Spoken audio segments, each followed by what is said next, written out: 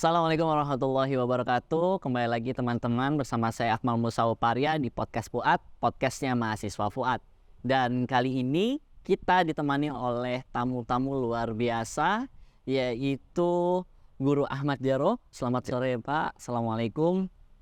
Waalaikumsalam warahmatullahi wabarakatuh. Dan juga Dr. Haji Rahmat Nasution Hamka. Selamat sore Bapak, Assalamualaikum. Waalaikumsalam warahmatullahi. Nah, jadi teman-teman semua di podcast pada sore kali ini kita akan membahas segala perspektif tasawuf bagi kaum milenial, bagi kita semua gitu. Ini kan karena biasanya yang nonton YouTube kita ini Pak, itu adalah anak-anak muda.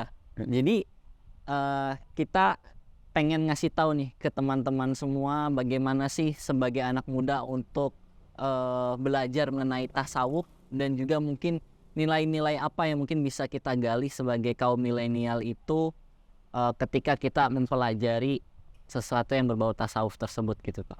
Jadi mungkin yang pertama yang mungkin kita bisa bahas adalah dari dasarnya dulu gitu kan, karena emang kalau misalnya kita mau belajar sesuatu itu pasti belajar dasarnya dulu. Jadi kita dari dasar pengertian dari tasawuf itu seperti apa sih Pak? Tasawuf itu asal kata bahasa Arab, maknanya suci, Suci ya. bersih. Ada yang mengatakan sofa, kebersihan, kesucian. Suci zahir, suci batin. Bersih zahir, bersih batin. Itulah makna tasawuf. Dan ini diabadikan oleh Allah dalam Al-Quran. Innallaha yuhibbut tawabin wa yuhibbul mutatahhirin. Allah sangat amat mencintai orang yang tawabin dan orang-orang yang mutatahhirin. Siapakah tawabin itu? Siapakah mutatahhirin itu? Ada dua kata, ada taibin, ada tawabin.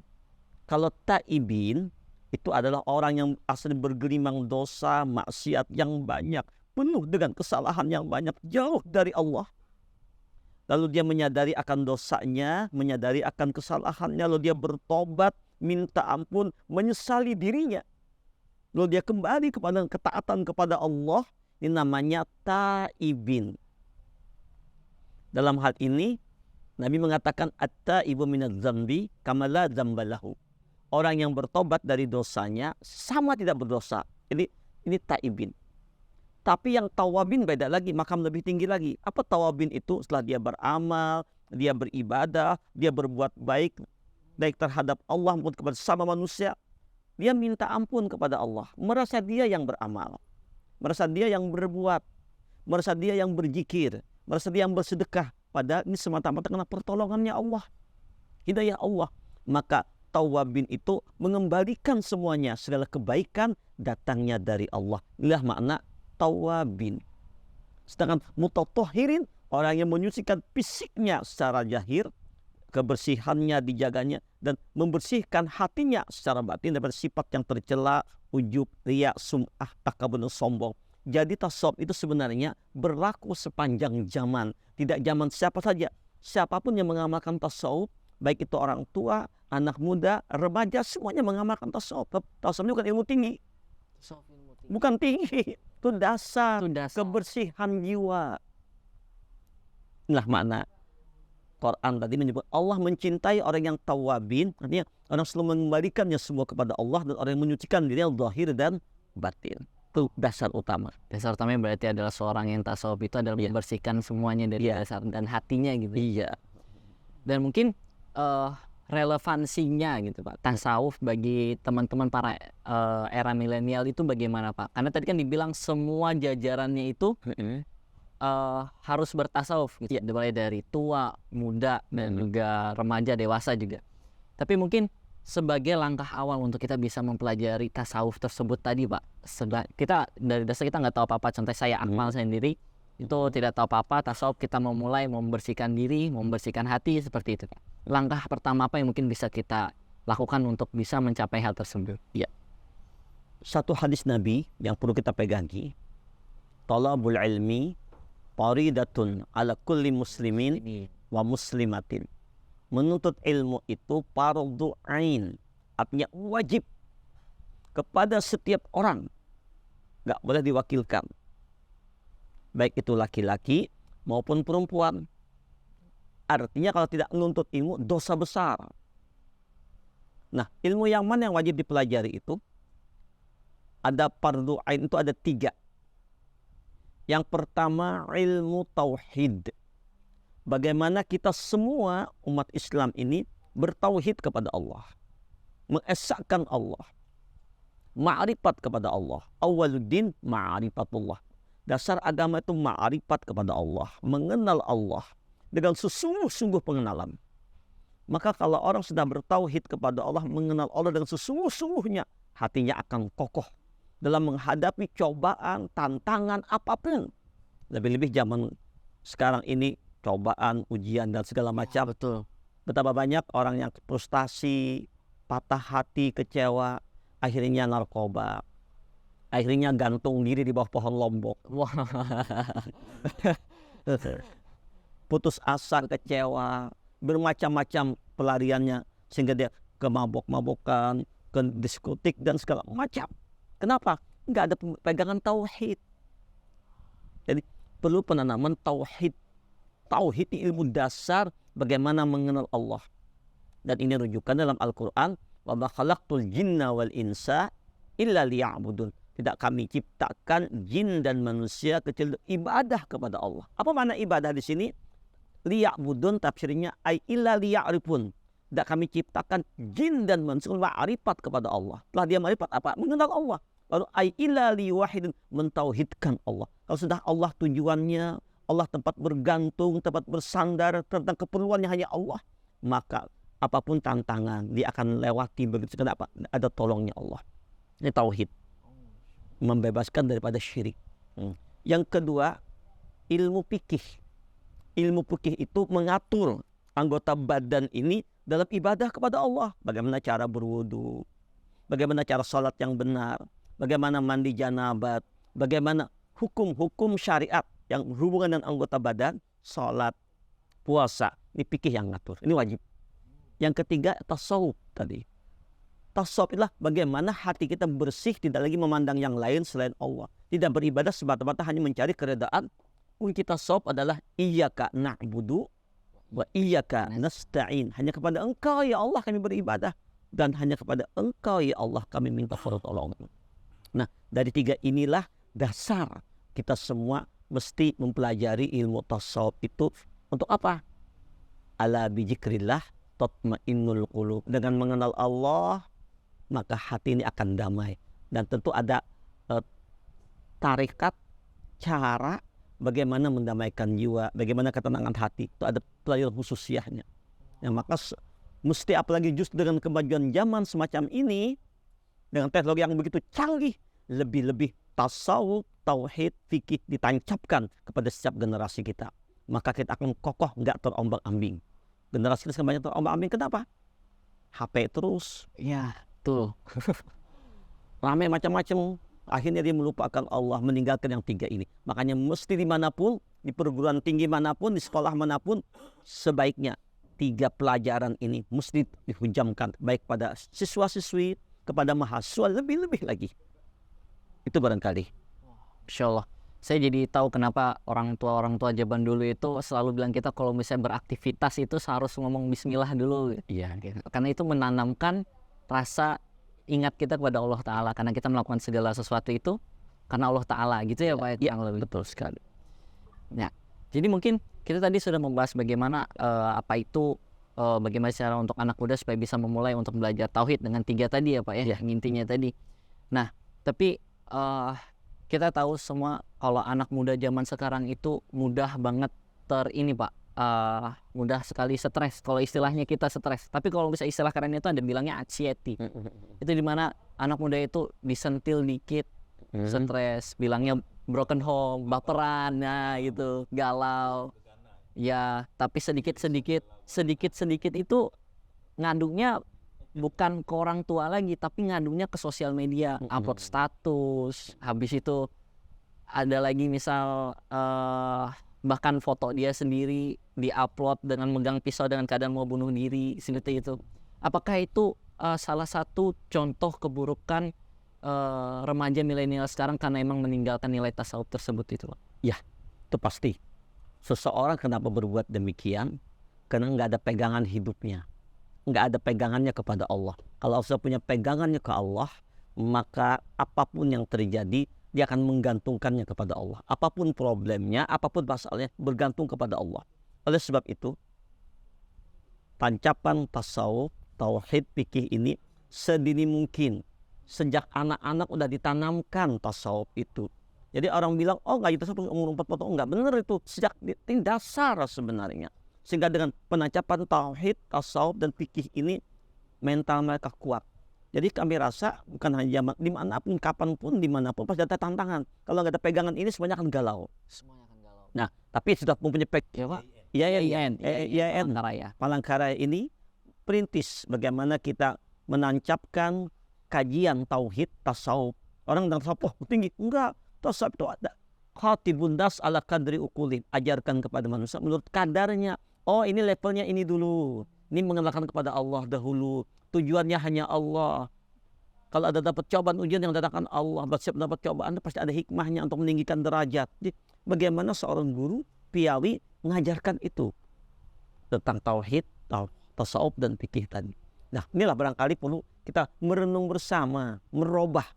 Saya rasa mungkin kurikulum juga perlu dirubah di SD ini. Keagamannya perlu ditingkatkan lagi, SMP apalagi, SMA juga demikian. Kalau kita mau mencetak umat generasi Islam yang berkualitas. Padahal kan Pancasila apa? Ketuhanan yang Maha Esa. saat itu cuma satu. Nggak banyak, satu saja. Nggak banyak. Tanya aja semua agama pasti satu Tuhan. Cuma cara pemahamannya mereka yang berbeda. Silahkan. Insya Allah. Kita akan lanjut ke pembahasan yang lain ini. Iya. Jadi tadi kan tasawuf itu kan berasal dari diri sendiri gitu kan Pak. Tapi bagaimana kalau misalnya kita belajar tasawuf mengenai hal-hal mungkin yang berhubungan dengan hubungan manusia yang lain. Seperti mungkin kita akan mendekati salah satu event lah, event besar umat muslim. Satunya yaitu Idul Adha. Bagaimana kita memandang Idul Adha ini dari sudut pandang tasawuf? Jangan lupa Idul Adha itu ada dua peristiwa besar loh. Iya, betul. Ada peristiwa yang namanya dari 10, 9, 10, 11, 12, 13 Dzulhijjah itu ada beberapa peristiwa besar. Yang pertama 9 Dzulhijjah, umat Islam dianjurkan oleh Rasulullah berpuasa yang namanya puasa Arafah bagi orang yang tidak melaksanakan ibadah haji. Dan pandilah puasa Arafah itu adalah menghapuskan dosa setahun yang silam dan dosa setahun yang akan datang. Ini kedahsyatan puasa. Dan kenapa umat Islam disuruh puasa? Oh, banyak manfaatnya. Puasa itu pembersihan jiwa. Bahkan sumu tasehu. Puasalah kamu sehat. Orang yang puasa itu selama 12 jam nggak makan, nggak minum, maka keluarlah kalori. Kalori dari tubuhnya ini yang menetralisir segala macam kuman penyakit, bahkan membunuh kuman-kuman yang akan membahayakan di tubuhnya. Maka itu puasa itu dahsyat sekali. Nah, Arafah. Kemudian lagi 10 Dzulhijjahnya kita sholat Idul Fitri dan ada penyembelihan korban. 10, 11, 12, 13. Kok apa makna korban? Hati-hati loh, jangan salah ngomong. Bukan kurban ya. Tapi Besar. Korban. Korban itu Q. Bukan kap. Korban itu maknanya korib. Katanya orang yang berkorban itu adalah orang yang ingin mendekatkan dirinya kepada Allah. Dia berani mengorbankan segala-galanya. Hartanya, tenaganya, pikirannya, jiwanya untuk dekat ke Allah. Dilambangkan dengan ketika zaman Nabi Ibrahim, ketika beliau begitu sangat mencintai anaknya yang bernama Ismail, Allah Maha tahu. Ini ujian anak milenial Ismail, kalau boleh. Ibrahim seorang bapak. Falamma balagha ma'u sa'ya qala ya bunayya inni ara fil manam anni adbahuka fanzur madza tara. Ketika anaknya sudah mulai berusia balik, mulai bisa berjalan, bisa bicara, sudah senang-senangnya, Nabi Ibrahim berkata kepada anakku, Aku dalam mimpi diperintah Allah untuk menyembelih engkau. Bagaimana pendapatmu? Seorang anak yang baru tumbuh menginjak akan remaja, apa katanya? Qala ya abatib al-matu umar satajiduni insyaallah minas sabir. Ayah, kalau ini memang perintah Allah, keinginan Allah dan suruhan Allah untuk ayah, laksanakan ayah. Jangan lagi sungkan-sungkan. Insya Allah kau dapatkan, aku akan sabar. Karena ini perintah Allah. Bagaimana luar biasanya seorang anak yang ditanamkan tauhid. Pengorbanan, perjuangan waktu sudah kecilnya itu pengorbanan. Pengorbanan apa? Ibunya waktu menyusui kering air susu bundanya. Tapi bundanya kejar. Sana sini lari. Safa Marwah. Baru menemukan air di Zam-Zam. Zammi. Apa kata Ismail? Ayah, kalau kehendak Allah, laksanakan. Seorang ayah yang mencintai, siapa sih yang gak sayang sama anak? Tapi kena perintah Allah, dia berani mengorbankan segala-galanya. Si ibu ditanya, gimana ibu? Apa kata ibunya? Hajar, kalau ini perintah Allah, laksanakan. Suami, istri, anak yang taat kepada Allah. Inilah gambaran rumah tangga sakinah, mawaddah, warahmah. Lah makna baiti jannati. Dalam konteks kecintaan kepada Allah, mengorbankan segalanya. Tapi alhamdulillah hanya ujian.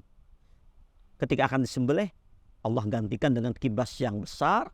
Kibas besar itu adalah korban dari anak Nabi Adam Habil. Ada Kabil, ada Habil.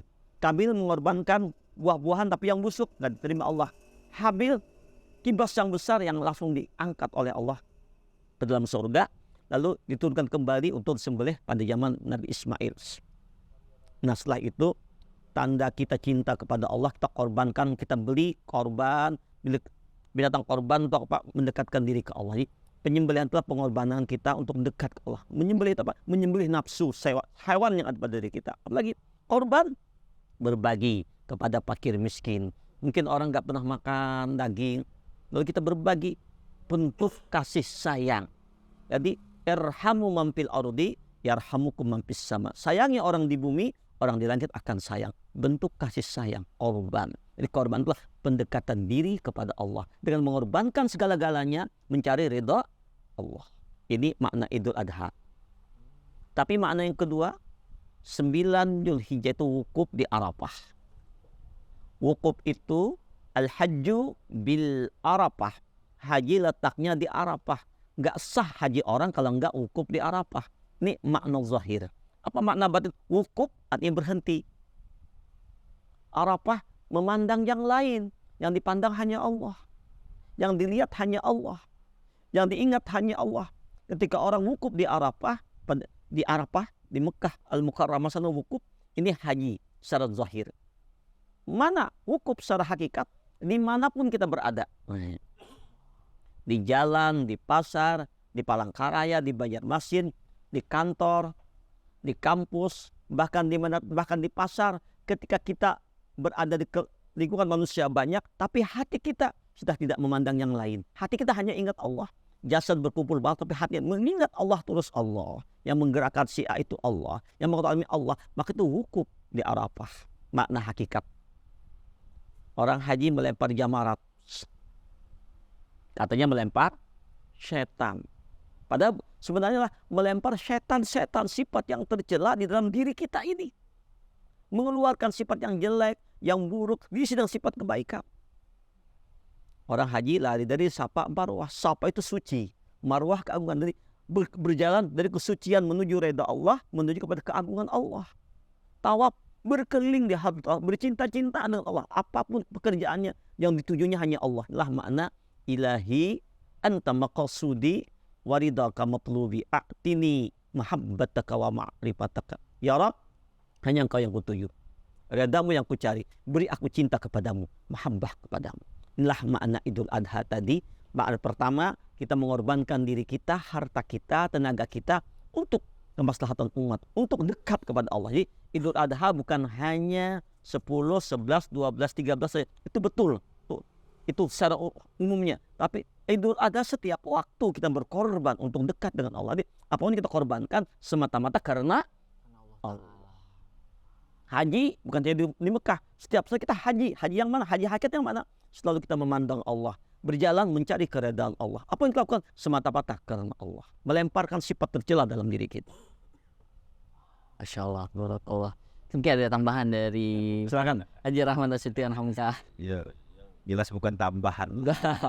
Ini pengalaman secara pribadi, personal, dan juga selama betul. Jadi apa yang beliau sampaikan terkait dengan makna Idul Adha, Qorib, terdekat, sebagainya. Lalu di anak-anak milenial ini, guru begini, kadang-kadang lagi rame, korban apa nih? Katanya kan gitu. Korban perasaan. Gitu kan. Gitu-gitu deh. Kadang-kadang bahasa gaul kan gitu kan. Iya, korban perasaan. Pokoknya job yang paling lazim yang sering disebut kalau sudah mendekati Idul Adha, aduh, korban apa? Korban perasaan. Padahal sebenarnya kalau kita ingin gali lebih dalam, sebenarnya itulah yang seharusnya. Yuk kita korbankan perasaan ego kita. Buang, kata guru tadi, lempar jauh-jauh. Lempar jauh-jauh. Yang baperan itu buang kan gitu. Nah, kalau sudah nggak baperan kan berarti kita mengorbanin perasaan nih. Betul. Berarti kan, nah itu sebenarnya itu. Ayo kita maknain positif nih kaum milenial, bahwa korbankan perasaan kita, jangan baperan. Ya, gitu.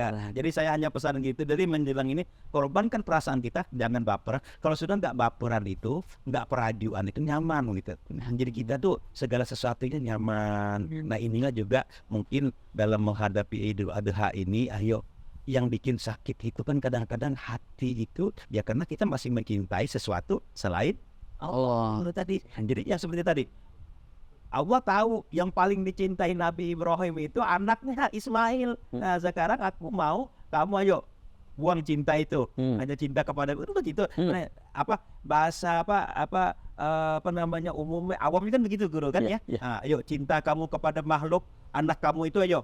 Nah akhirnya kan kita diuji juga bagaimana.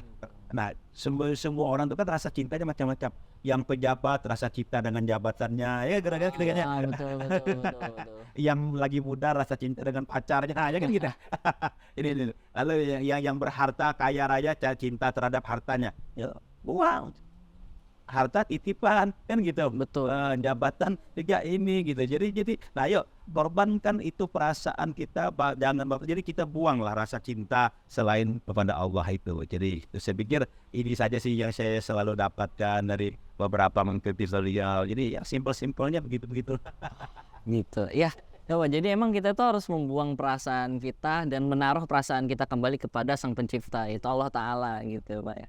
Nah jadi teman-teman, seperti itu saja yang bisa kita bahas pada kali ini sore ya, bersama dua orang yang luar biasa, Guru Ahmad Jarot dan juga Dr. Haji Rahmat. Saya tambah izin guru, Ya, gitu. saya kasih Syair, Masya Allah. Mari kita dengarkan syair dari Dr. Haji Rahmat Nasution Hamka. Terima kasih atas izin guru, Tuan Guru Ahmad Jarot. Jati diri, kenalilah diri, jangan diakui, terhalang nanti. Wah, kita bukan siapa-siapa dan tak punya apa-apa. Diri ini tiada, tak cukup berserah. Harusnya kita terserah yang Maha Kuasa. Tak perlu sakit hati ketika kita dicaci. Jangan bangga diri kalau dipuji. Semuanya hanyalah ilusi. Kalau kita tiada, Dia ada. Hancurkan diri, hanya yang sejati. Ayo, kenali diri, jangan diakui. Masya Allah. Inilah tasawuf milenial. Tasawuf milenial. Sehingga ada tambahan, dari mana datangnya lintah? Dari sawah turun ke kali. Dari mana datangnya cinta? Dari mata turun ke hati. Itu zaman dulu. Itu zaman. Maka dirubah oleh anak-anak milenial. Dari mana datangnya lintah? Dari sawah turun ke kali. Dari mana datangnya cinta? Dari Allah Rabbul Izzati. Cinta karena Allah, bertemu karena Allah, berpisah karena Allah, inilah yang mendapat naungan di hadrat Allah pada hari kiamat. Barakallah. Itu cinta sejati. Ya itu teman-teman, kita sudah mendengarkan syair dari dua orang yang luar biasa. Sekali lagi saya akan menyebut namanya, yaitu Guru Ahmad Jarot dan juga Dr. Haji Rahmat Nasution. Abah Hanum. Abah Hanum. Ya, teman-teman, mungkin yang bisa saya simpulkan adalah kalau tasawuf itu, kita belajar tasawuf semuanya beres gitu ya Pak ya. Kalau kita belajar tasawuf, semua masalah kita akan menggantungkan semua masalah kita kepada Allah Ta'ala. Salah sedikit ya udah kita ampar sajadah, kita sholat 2 rakaat menghadap Allah dan kita curhat ke Allah. Jangan curhat, iya, dunia itu indah dengan tasawuf. Ya itu teman-teman, curhatlah ke Allah, jangan ke sosial media, curhatlah ke orang tua, dan juga jangan lupa selalu baca bismillah setiap dalam aktivitas kita gitu.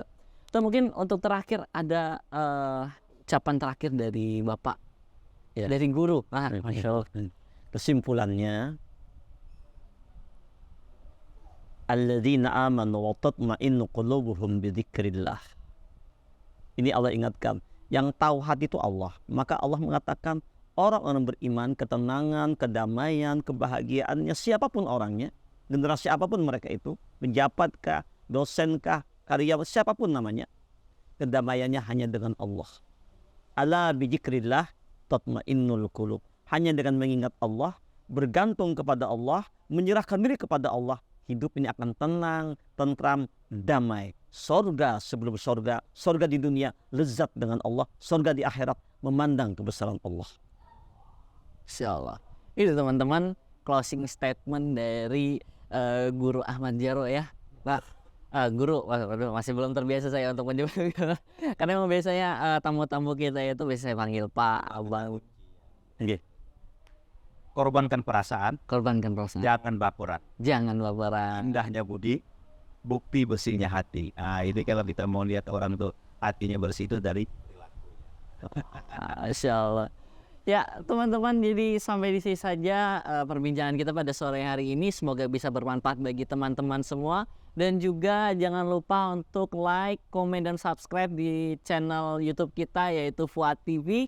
Dan juga bagi teman-teman jangan lupa untuk mendengarkan kembali podcast kita maupun dalam keadaan apapun, mau dari duduk, pakai HP, tiduran, rebahan, yang penting jangan lupa sholat aja gitu teman-teman ya. Oke, sekian, terima kasih kembali Bapak ya. Sekian, wassalamualaikum warahmatullahi wabarakatuh. Waalaikumsalam warahmatullahi wabarakatuh.